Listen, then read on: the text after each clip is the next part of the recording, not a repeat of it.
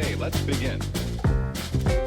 Good morning, Patriot listeners. You are listening to Political Pitchforks, a relatively new show on AM 1280 The Patriot. I am Susan Shokran-Smith, longtime conservative, here with Jeremy Munson, also a longtime conservative and a former legislator. And we are happy this morning to be talking with Michael Holstrom, Jr. He is a candidate in the special election in Senate District 29. So I just want to turn it right over to you. Let us know who you are and why you're running. My name is Michael Holstrom. I'm running for Senate District 29. That's Buffalo, Monticello, Delano, Annandale, Howard Lake, the areas around Cokato, South Haven, Clearwater, and all the surrounding townships. So Western Wright County, effectively. I entered this race for some pretty simple reasons. I'm a father of a young family, so we have been battling with our school district on boys and girls sports, in parental rights, with school choice, all of it. It boils down to we just want to be able to send our kids to public school without them being taught to hate our country. And their parents. And their parents, exactly. So we don't feel comfortable sending our kids to public school. We haven't done it. It has gotten way too out of hand here in Minnesota. There's a lot of state-driven policies that have made that. Those need to be reversed, and we need a champion down there that's going to fight against that. Just think if you're having this problem in Wright County, imagine being in Hennepin County. Yeah, I'm sure you heard the new state standards require non-binary gendered language to be taught in third grade, and we have local teachers just outright lying about what that means. Right. So we definitely need to have some clearer standards laid out in the state and reverse some of that ridiculousness. I know I'm old, but I'm pretty sure when I was in the third grade, I don't know about you, Jeremy, but the last thing we were thinking about is whether or not we were boys or girls. We were pretty much just playing kickball and running around on the playground. Was that true for you too, Jeremy? Yeah. No, it's right. It's we need to let kids be kids. Congratulations, Michael, on winning your endorsement. I understand you won in the third ballot. You had some pretty tough competition in Wright County. There's a lot of conservatives. It's one of the most conservative counties and districts in the state. Conservative district in the state. Yeah, we're proud of that. Yeah, you should be. Yeah, and normally when I talk to new candidates running, I like to ask people, like, what was the spark that got you to run? I love it when candidates naturally just are drawn into the fight, and it's usually because government touches them in a way that's not good, that gets them involved. I don't like it when people go to college for political science and go work in politics and work as an LA and then run for higher office without having a beef against government. I love it when people come into the trenches mad about what government is doing and they want to push back on government. That tells me that you're in the right category of candidates that I like to see. Somebody that wants less government or more local control and push back on government. So congratulations on jumping into the fight. How long have you been involved in Republican politics, kind of at the grassroots level? Yeah, the grassroots level, I got started when I was 18. Marion Rarick, then O'Neill, was a friend of mine. I was one of my best friends still to this day is her son, James. And she said, hey, I'm going to run for this. Can you help? And we managed her campaign as kids. We knocked on 5,000-6,000 doors that summer and got out and really learned about the process, got really involved, got into pro-life politics from there. And been involved ever since peripherally. I've always attended caucus. I've always attended conventions. That's important. But this is kind of the first moment of stepping out in partisan politics as a candidate. And I tell you what, I'm with you with beef with government. I'm a small business owner too, and I deal with a lot of ridiculous overhead and government burdens. I started a liquor store a couple years ago. I'm told by my distributors I'm still one of the only liquor stores in the state that will not push Bud Light on my shelves. C&L is a great company. Shout out to them. They have great products, but that one brand, we don't really stock it unless it's a special request, and nobody ever asks for it. So I think they did a real number on themselves. But yeah, that's great. Well, if you do put 12 packs of Bud Light on your shelves, you should include a free paper target. There you go. With purchase of a 12 pack. We'll call it the Munson Special. There you go. That would be great. That's perfect. Take a picture, send it to us. Yeah. Yeah. So you're a small business owner. You have a liquor store. What else have you been involved with outside of politics? Oh, well, great question. So I'm really been involved in activism politically, and then activism for volunteering in my community. I'm the chair of the Knights of Columbus in Buffalo. It's been Knights of Columbus. I joined them as soon as I was legally able to, 18 years old, and I've been involved ever since. So I have a lot of dearness to my heart for that organization. I think that the men in our communities have a very understated role of being leaders in their household and leaders and showing that there's something more important than my own personal life and pushing that outward. We do a lot of work to try to inspire the men in our community to be to show examples through that. That's my other passion. So my wife made me stick to two things when we started having kids, and politics and Knights of Columbus were the two that I picked. So and it's in this time period we're in right now. We in Minnesota, particularly, we have a legislature that has been actively trying to remove the protections for religious liberty from the bills. I mean, they literally put it right in the bills. Correct. They've tried to eliminate that as a protected right. It's absurd. Yeah. So it's timely. Well, Michael, the timing of this election, of course, we need to tell the listeners, too, that the reason why we're having a special election in Senate District 29 is because of the tragic death of Senator Anderson, who served since I was in high school in the 90s in your district. And it was unexpected. The governor's called a special election. The primary for your race is in August. Is it 26th? It is. Is that right? Okay, and then the general election will occur this November, and it's very important. It's a very conservative district, but the numbers that show up in special elections can be low. I myself ran for office first in a special election like you. It was difficult to get people to come out and vote. Actually, my primary and general election was on a Monday because of some strange holidays. So it was also very difficult to get people out and vote in a conservative district. But it's important that people get out and vote in this primary and the general to help you get through. And it's also interesting is that you run, you campaign, you have a primary, then you have a general, and then you have to turn right around again and run for re-election next year if you're successful, because next year is a regular election. So you'll be going through a lot of elections in this first year. But it sounds like you have experience door knocking and working on campaigns, so you're well suited for this. Yeah, we're spending 5 to 8 hours a day, sometimes 10 door knocking right now. We've got a great team behind us, and we're ready to hit the doors. Mentioning Bruce, I think, is important here. Somebody at the doors, somebody told me a story about Bruce. A couple years ago, a part of Meeker County was added to our district, a single township. And Bruce went out and knocked on every single door in that township, not during the election, but just because he wanted everyone to know that he was their new senator and wanted to hear their voice. Bruce was a servant leader. That's why everyone loved him. And that's why we're hitting the townships right now. Every weekday, I'm out in a different township hitting as many doors as we can possibly hit because we want to hear from these people.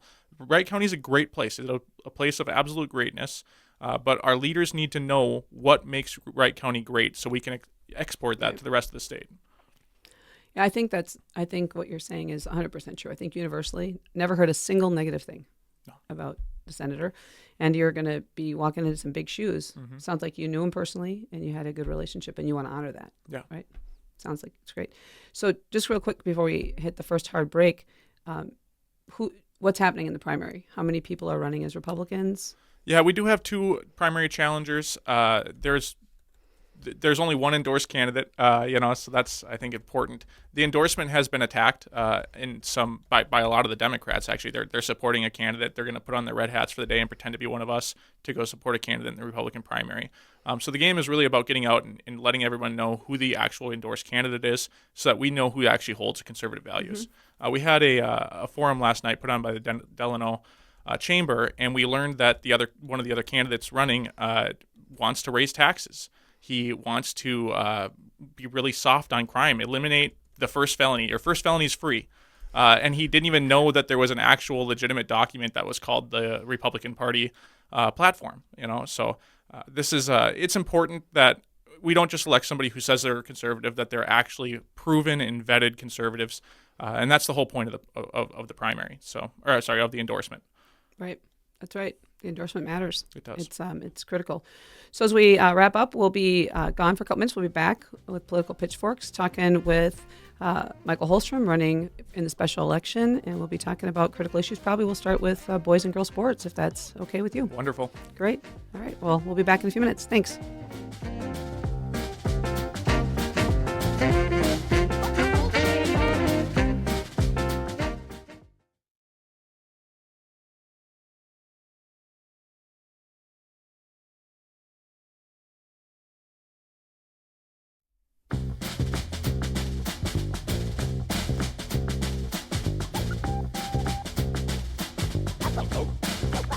let's begin.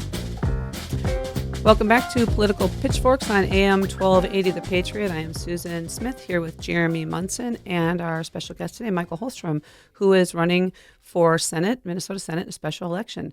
So we're going to start right off with the boys and girls sports. Yeah. So let us know what you think. Yeah, so this issue is it's an 80-20 issue across the country. It's probably a 95-5 in our district. This is not a hard issue. Boys should not be in girls' sports or private spaces. It's that simple.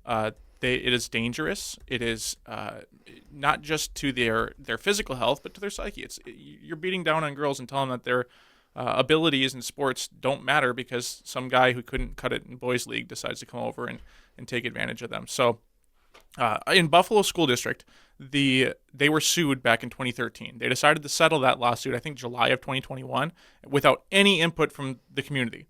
And their settlement was that they'd pay like $218,000 and create a policy allowing boys and girls sports in private spaces.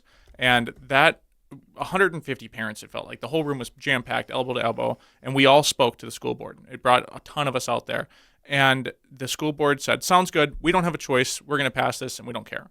And then they defend it, and they continue to pass it. Well, after Donald Trump passed his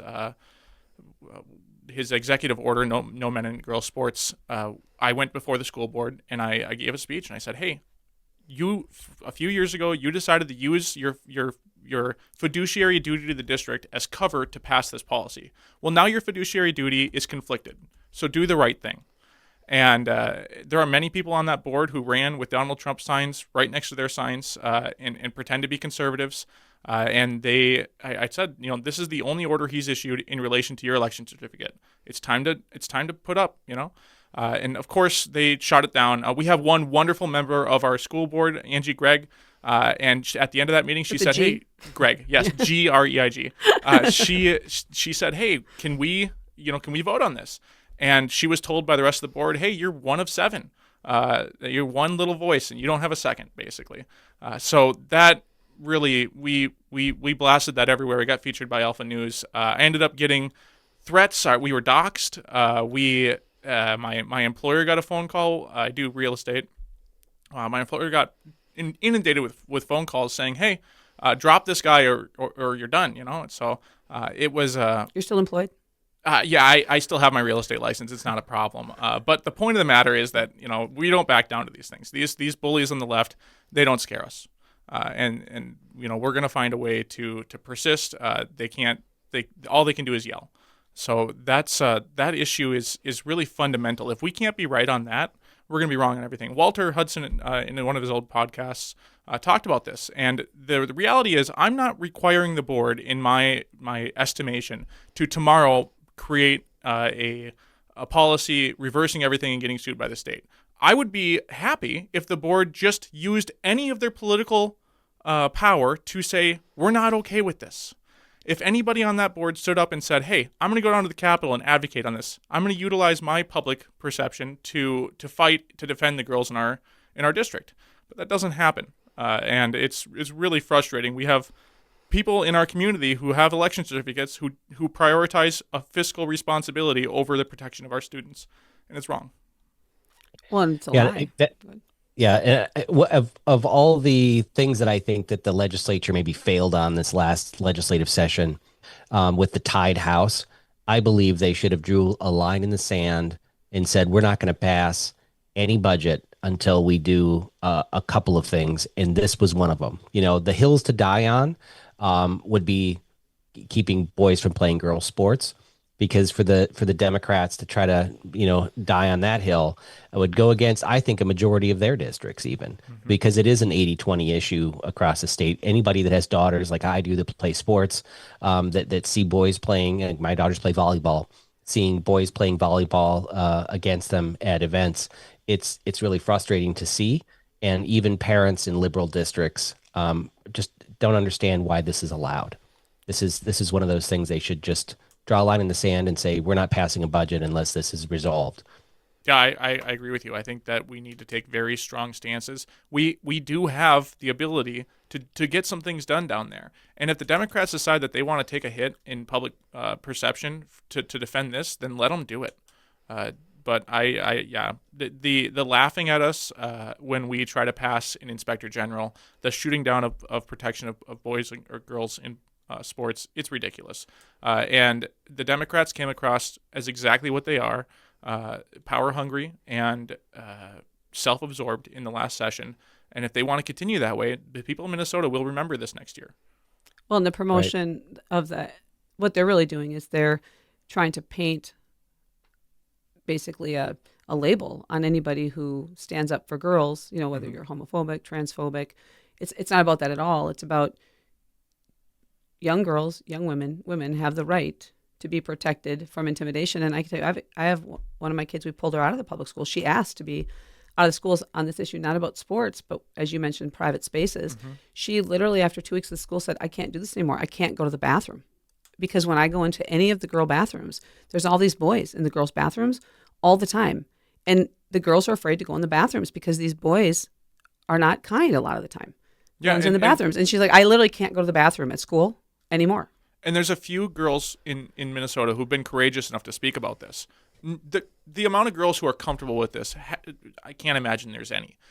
But there's this social pressure on them to just accept it because they don't want to be called the bigot. They don't want to be called, and they shouldn't have to be. And it's my job as a father of 3 daughters to get called the bigot because of this. I don't care.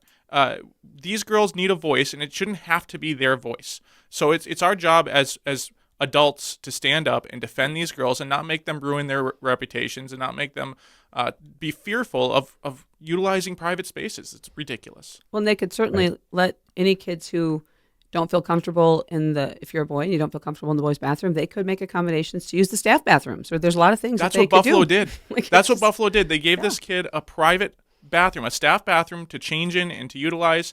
He was the only one with a key to it.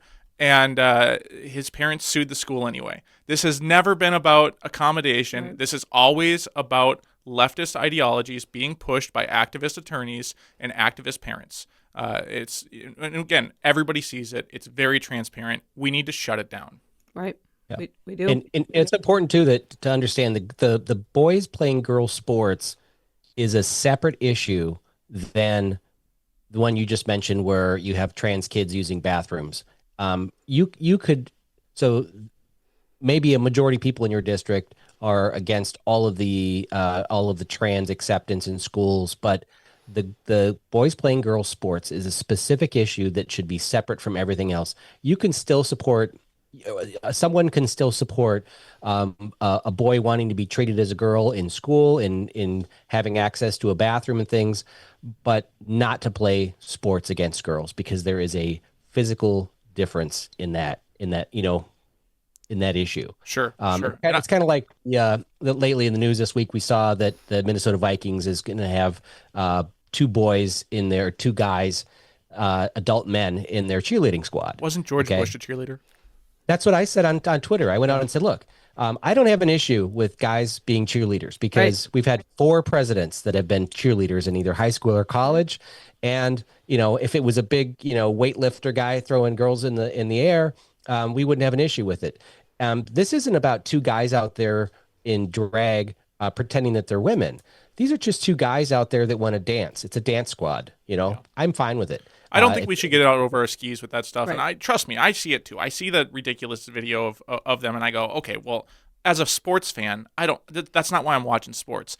But from a policy perspective, there's no need to get in the weeds on this. The Minnesota Vikings fans will make their opinions known, and the team will respond, and they'll either make more money or less money because of it.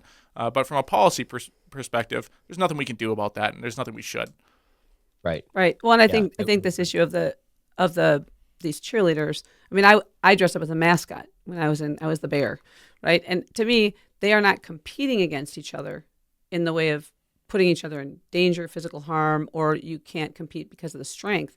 In fact, there's often been cheerleaders who are the people that throw the girls up in the air and catch them, because who would you rather have catch your kid who's getting tossed up in the air, a 5'4", 120-pound girl, or a 6 foot tall guy? I mean, Yeah. I'd much rather have the guy be the one, the bigger guy be catching. Yeah. So I think Jeremy's right about that. You know, we tend to conflate the issues. They do this to confuse people, to make it hard to argue, right? These are the things they throw in as, well, what about that? Well, so that's not the same thing, Yeah. right? And if you're getting a ball spiked at you by a guy who is so much stronger, Correct. these girls are getting hurt. I mean, girls are actually getting hurt in sports. Yeah, protecting girls in sports is not reversing Obergefell. It's that simple, you know, and we don't need to get pulled into that direction. And again, as the people making these arguments, we can't allow ourselves to be. Right. So, yeah. I don't know if we had enough time to get into fraud yet, but I think we should touch on fraud in this state. Yeah, I think you're right. What do you think, Jeremy? Yeah, Fraud? well, I was going to ask you what issues in 2026 are going to be top of the mailers, like on all the political mailers in 26. What do you see as the biggest issues in Minnesota? For the governor's race, U.S. Senate race. I guess let's just stick with the state issues, the governor race and the legislative races. What do you think are the biggest issues? Yeah, well, if the Republican candidates know what they're doing, and I think they do, fraud is gonna be number one everywhere, all the time. Because at the end of the day, we've increased spending by 40% in this state over the last 5 years. We have no way of paying for the deficit that's in front of us, and on day one of next session, Democrats are going to look at us and go, "Hey, Republicans, how are you going to raise taxes?" And Republicans need to look at them and go, "We're not. You're cutting." And we'll go to the Center for American Experiment and say, "Hey, give us a list of a lot of cuts," and we'll give it to them, and they can treat it like a buffet. So fraud is going to be a big problem because money is going to be all over the news next year. So fraud, they should point at the ridiculous policies of Walz as well. So we've got the sanctuary state policies, we've got the protection of the voter rolls and not allowing us to dig into them. That's really what's going to be at Minnesotans' top of mind next year. All right, we'll be back in a couple minutes, and we're going to pick it up with these issues you just raised. So thanks for listening to Political Pitchforks, and we'll be back in a couple of minutes. Thank you.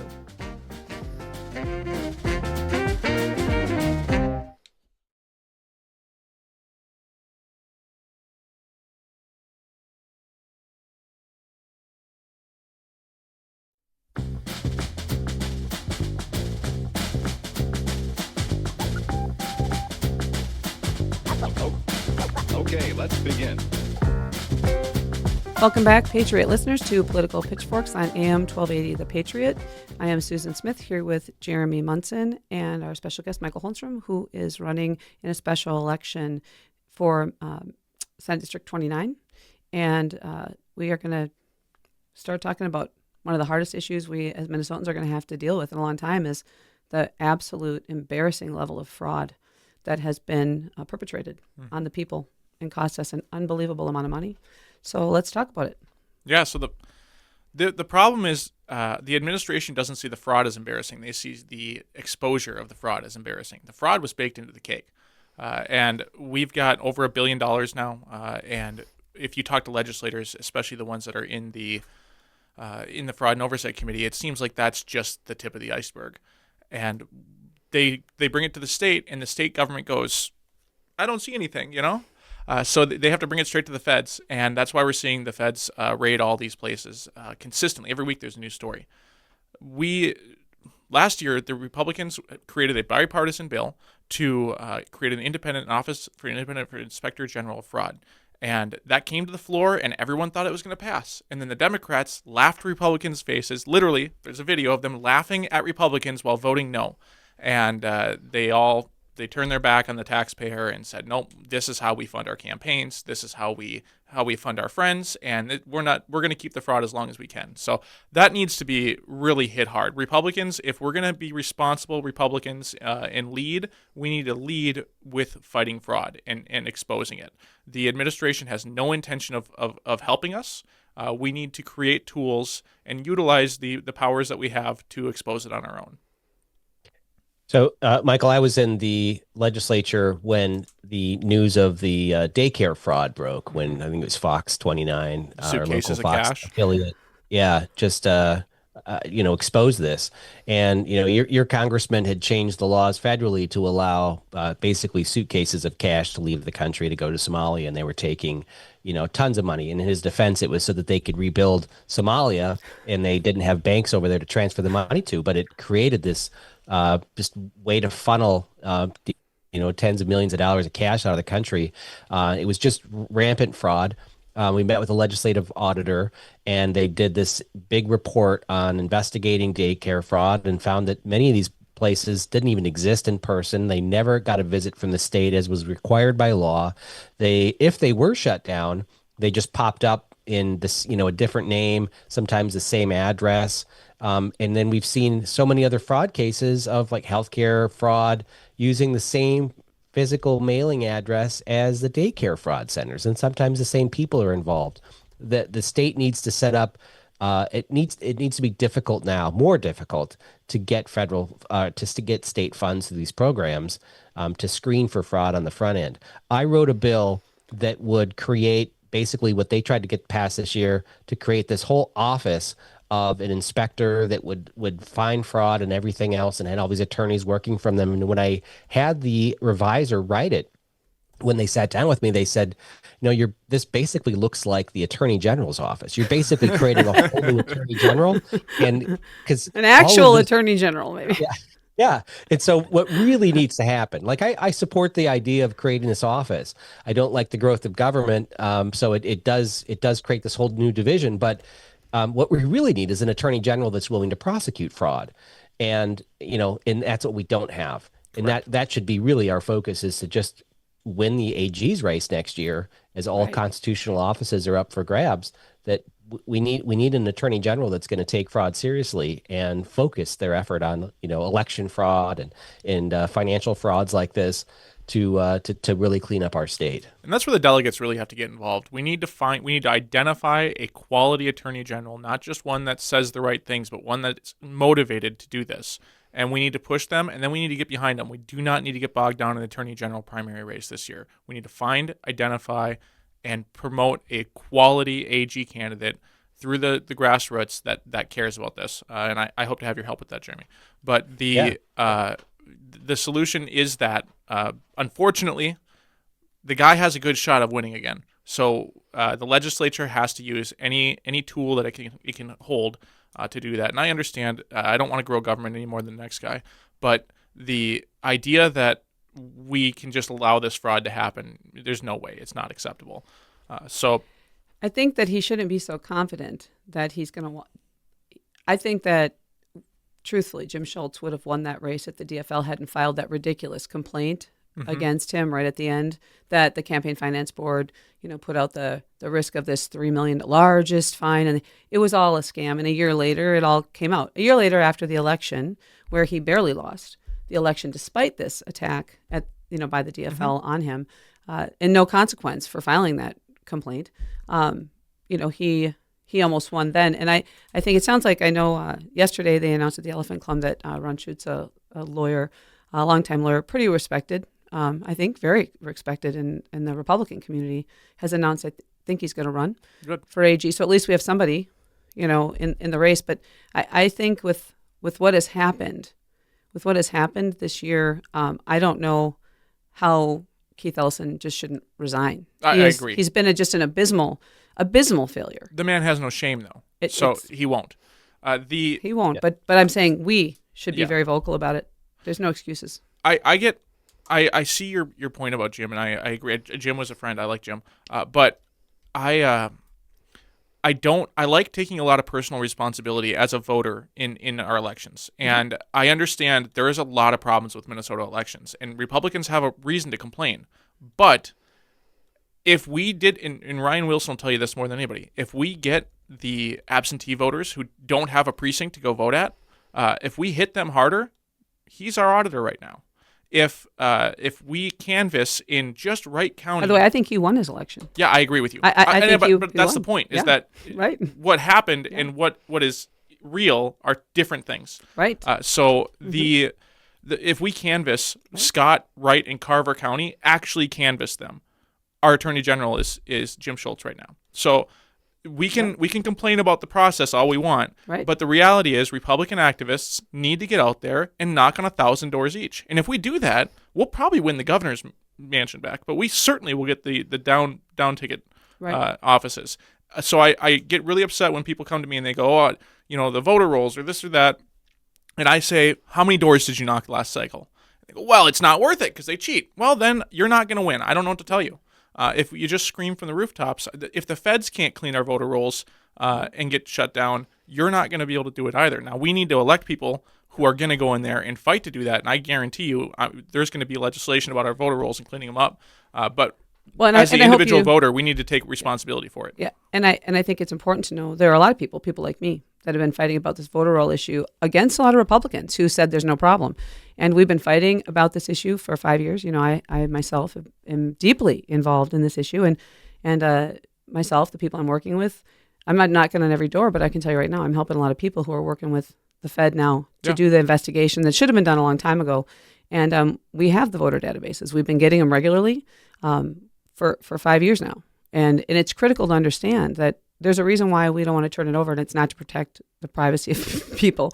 It's to protect the wrongdoing. Correct. And by the way, I'm not going to say it's all intentional fraud. I think that there are a lot of people. This is what I've learned in this process. There are many people at the county level, honestly, who don't understand how to do their job. I can tell you, when you go through these election rolls, you will see a ton of people who registered to vote. The date they registered to vote is weeks after the election. But they voted. And it's not because they registered weeks after the election. It's because the people who are inputting the data didn't understand how to put a date in. Mm-hmm. What I'm saying is some of it isn't real fraud, or it's just we aren't training people in how to do things right. And when they do things wrong, it has a big impact. And people don't check. People don't. So, and you see organizations popping up like Restore Minnesota that are really digging into the Constitution, that are really digging into election law, and they are doing the Lord's work of training our election staff. Yeah. So we need more of that. And we work on it all the time. I mean, the trainings we're doing, and whether it be one-on-one in groups, it's happening. I think, Jeremy, you'd agree. Like, we have more people wanting to get engaged and help now, but it's taken a lot of work, and we're not done yet.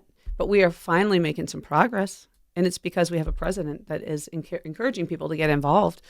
And you don't have to love everything about him, but one thing he's doing is he's shining a bright light on a lot of problems. Right. And I'd like to pivot to a new topic, because I think that top of the mailing topics for 2026 election is going to be on gay marriage, even though most Republicans think this is behind us. And not to take place in this, that can steer this election off the rails, because we'd love to talk about fraud and all the failures of the Democrats.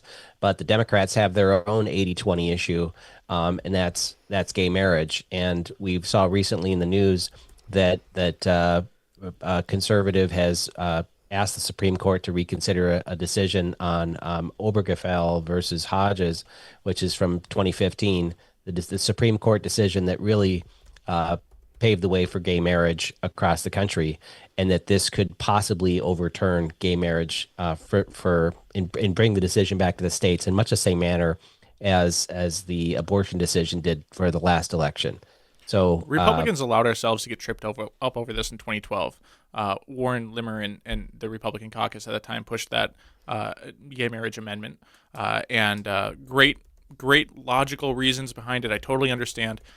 We're not going to sacrifice this next election to that issue. So even if it did get overturned, the Democrats are going to hit us hard for it, and we have to be prepared for that and have talking points ready. But this next legislature, we're not going to try to make gay marriage legal in Minnesota, because it's not where the base of Minnesota voters are at right now. And again, as legislators, we need to listen to the people, and we need to focus on the issues that are affecting real Minnesotans, and that is not one of them today. That is. They can hit us for it in the next election or the election after, but we need to focus on the big issues. So whoever is our candidates need to be prepared to pivot away from that, because it's just a red herring, and focus on the fight of fraud, focus on the fight of protecting kids in sports and the 80-20 issues that are back on our side. So as we head into the next break, let's look forward to maybe taking up parental rights when we come back.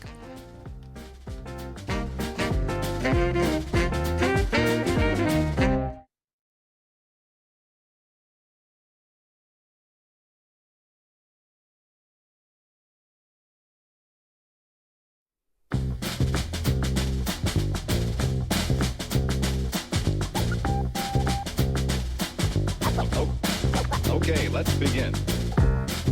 Welcome back to Political Pitchforks on AM 1280 The Patriot. I am Susan Smith here with Jeremy Munson and Michael Holstrom, candidate for Senate District 29 special election. And we are going to head into a rapid fire session. Jeremy is going to hit you with as many issues as he can in the last segment, but we do want to make sure that you talk about your website. So, Jeremy, I'll turn it over to you. Yeah. All right, Michael. We touched on a few issues so far, but what are your main priorities if you get elected? Which bills are you going to write before your first day of office? Yeah, we need to create more protection for women in the state, the pro-life issue. So we need to fund the pregnancy resource centers. We need to have parental consent and parental notification back in abortion. We need to make it illegal to kill a baby once it's been born. Those are obvious day one. Boys out of girls sports. Parental rights, we'll get into that too. Parents should get to know about their children's health care and school decisions. And then obviously we're gonna push all the fraud stuff hard. Okay. What committees would you choose to serve on if you could? I want to be on K-12 real bad. So obviously, right? I want K-12. I want HHS. Many people don't know this. I worked in the mobility industry for years, selling and working with wheelchair accessible vehicles and modifications. The amount of waste that's in HHS is wild. It's a difficult committee to get on. I'm sure I won't be on as a freshman, but if I can get on it, I want to be on it because there's a lot of good that can be done, and that's where people think that their taxes go to. They want to help people with actual needs in our community, and we need to be respectful of the taxpayer dollars we get there. Those are the two committees I care most about. Obviously, any committee that I'm assigned to, there's definitely room for advancement in the state in every area. So I'm excited to get my sleeves rolled up and get working in whatever I'm given the opportunity to work in. Yeah. And if elected, you're going to represent 80,000 constituents. What is your style in how you would best communicate with constituents? Is it, emails? Is it doing podcasts? Is it committing to doing town halls all over? We'll be doing town halls. I love meeting with the people. Like I said, I'm the only candidate that's been in every township in every city in this district, meeting with people at their kitchen tables, talking about the issues and their values. That's how I want to do it. Now, we'll send out the emails. We'll do podcasts when we're invited, but I will be hosting town halls. People need to be able to reach their representatives in person. We're there to serve the district, not to lead the district. That's a big difference. So we need to have our pulse on what the district wants. Okay. And our Minnesota State Constitution requires that every bill be a single subject, Yes, and it the does. subject expressed in its title. Big frustration of mine was getting up to St. Paul, even when Republicans were in the majority in both the House and Senate, and seeing multiple, subjects, education, transportation, healthcare, all shoved into one bill, growing government. And this, to me, I view this as how the lobbyists get their pork put into these bills. What's your view on multi-subject omnibus bills? And would you vote no on these big monstrosities? You're going to see me line up a lot with how Eric Lucero is doing this. He is really pushing for single subject bills. The idea that their skirt around our Constitution is to just have 15-page titles to our bills. That's outrageous. That's not that the framers wanted. If the Democrats want to pass an amendment to the Constitution allowing them to create 14,000-page omnibus bills, they should put that up to the ballot. But no, that's not how we're supposed to work in St. Paul. And I know that it's been a while since we've been in the majority, but shocker for you, Republicans do this too. So it's one thing to complain when you're in the minority, but when you're in the majority, to vote against these things on principle is tougher. But I'm glad you see this as a problem. Will you pledge to not raise taxes? Yeah, again, 40% increase in government spending over the last few months or last few years. There is no excuse for raising taxes in Minnesota. The next 2-3 bienniums, I don't see why anybody would even consider it. I don't know how you could possibly justify that to your constituents. So no, there's no reason to raise taxes. And another issue that I think is really important for Republicans, for conservatives, and this is the conflict between local control and a top-down approach to governing. What I saw, I love local control. I love township boards, school boards, your local city council, creating more regulations for your local area versus the top-down statewide one-size-fits-all approach from government. But in the conflict between cities being able to do what they want to do versus state law. When you get into the legislature, there'll be a bunch of Republicans that talk about usurping the local control to force a statewide issue. Where do you lie in this, especially when it comes to like what we're seeing in Minneapolis with their how they handle policing? When is it right for the state to step in and take control of some local issues? Yeah, I think for the most part, right, the local control is what our country is founded on. So government best serves its people up close. So the further we get away from the people, the further we should get away from bills that control how we live our everyday lives. In Minneapolis, if they want to burn their city to the ground with bad policy, the impulse is then let them. But there is some reality here that Minneapolis is where a lot of Minnesotans go to work. It's where a lot of Minnesotans go to have recreation, baseball games. If that city is going to get to a point where it's not safe, and I don't feel it is, to go down there and do anything, we should be looking at how to combat that without too much state intervention. There's a tightrope to be walked there, but regular Minnesotans, if we're being told that we have to invest in stadiums and we have to pay for all these giant programs down in Minneapolis, and now we're being told that it's not safe to go down there and we can't utilize the things that we've been taxed for to create this wonderful city, then Minnesotans should have some say at the table on how we solve this problem, especially if the politicians in Minneapolis are unwilling to. Yeah, and I like the idea of using the purse to control policy.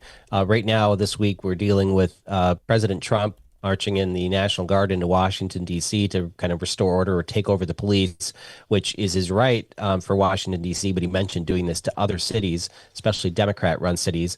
And if he adds Minneapolis to that list, I take issue, even though I don't like what's going on with Minneapolis. I don't think that the federal government should come in and take over the Minneapolis Police Department. I know there's an issue of safety, but the federal government could just say, you know what, we're not going to give you federal dollars for education or whatever until you reduce crime. And the state could do the same thing. I voted against a Republican bill that would prohibit cities from setting a minimum wage because Minneapolis wanted to do a $15 minimum wage. And I said, this is a local control. I'd rather have Minneapolis do it than have them do it, statewide. And so in the conflict between local and state control, I always side on the city being able to do what they want to do. But there is an issue of public safety, as you pointed out. So that's a tough one to thread. I want to throw in something in this issue because I think one of the conflicts we have, if you live in the metro area, which is growing in terms of influence with the Met Council. We could have gotten rid of the Met Council. We did not. Plenty could have gotten rid of it. And they thought, well, we'll just, if we can control it. Well, you can't control it because it's a body that's out of control. But this issue of tying all these counties together, the issue of mass transit, which is a total boondoggle. We have wasted billions and billions and billions of dollars, which the pandemic should have proved when they told us we had to socially distance. It's not even safe to be on public transportation, right? Yet we're still expanding public transportation that half the time is empty. Honestly, and the people who are on it get free passes from the county half the time to ride it. It's so we're paying. Yeah. They're pretending that we're not paying by saying there's ridership, but we're actually paying for the passes to put the people on it, or wealthy people from the suburbs take an express line right in and skip right over. So what do you? I'm sure nobody from Met Council watches or listens to this program, but in the off chance that they do, stay out of Wright County. We don't want you. Nobody does. They're coming for you. I've talked to a lot of people in Wright County. The Crow River is our border. We will defend it. You cannot come here. You're not welcome.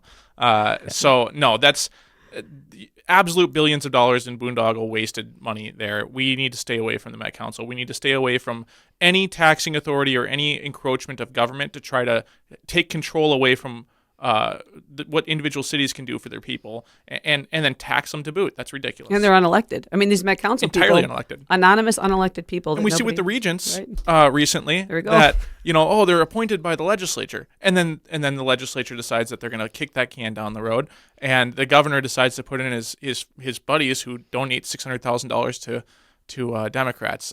There's nothing but fraud waiting to happen in those programs, and I'm sure with very minimal investigation, we'll find that the billions and billions we waste on Met Council has gone into somebody's pocket and it wasn't legal. So, Michael, my last question for you is at the state level, the state legislature, House or Senate, which state legislators do you most align with? Like, if people were to describe you, who would you say that you want to follow or emulate, or whose policy positions do you most respect? Yeah, Lucero and I have been getting very close. I think that you're going to find that we're going to make a really good team down there. Glenn Grunhagen, I'm very excited to work with him too. We have a great people here in Wright County, and we're very excited to get down there and get to work. So, excellent. Yeah. And your website is mike4mnsenate.com. They can also find you on Facebook, Mike for MN Senate. Is there any other way that people can reach out and get involved with your campaign or donate? That's the best way, mike4mnsenate.com. You can donate there. We need the help. The Democrats are going to target this district, so let's go beat them and defend the conservative values. Great. Well, thanks for joining us today. Thanks for listening, listeners, and we will be here this afternoon, but and also next week. Sorry we ran out of time. I don't know. Thank you.